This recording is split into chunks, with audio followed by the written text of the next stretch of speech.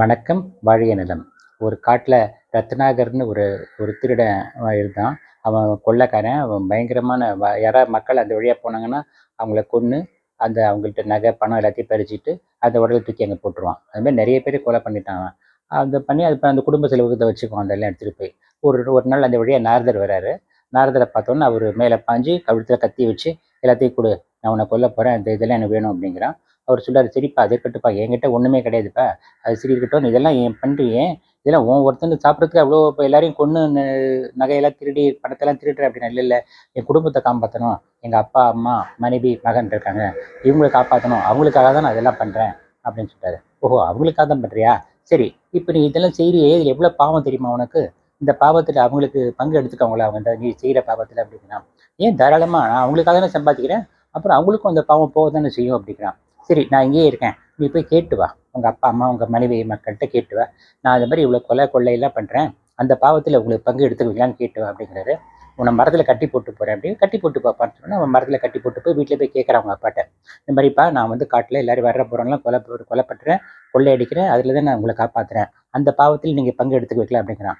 அவர் சொல்கிறார், இல்லைப்பா, அப்பாவை காப்பாற்ற வேண்டியது பையனோட கடமை, நீ உன்னோட கடமையை செய்கிற, நீ எப்படி சம்பாதிக்கிற ஏது சம்பாதிக்கிறங்கிறத பற்றி எங்களுக்கு அதை பற்றி கவலை இல்லை, அதனால வந்து அந்த பாவத்தில் எங்களுக்கு பங்கு வராதுப்பா அப்படின்னு அப்பா சொல்கிறாரு. அவங்க அம்மாட்ட கேட்குறான், அவங்களும் அதே தான் சொல்கிறாங்க.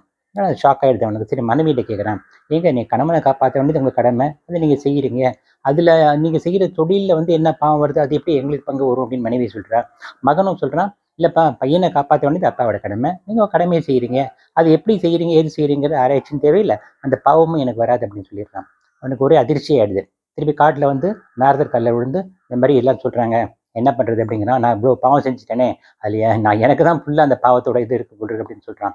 சரிப்பா, கவலைப்படாத, இனிமே இந்த பாவத்தை செய்யாத, நான் ஒரு மந்திரம் உனக்கு சொல்லித்தரேன், அதை சொல்லிட்டு இந்த மரத்தடியில் உட்காந்து சொல்லி ஜெபிச்சுக்கிட்டே இரு, உன்னோட பாவமெல்லாம் விளைக்கணும் அப்படிங்கிறாரு.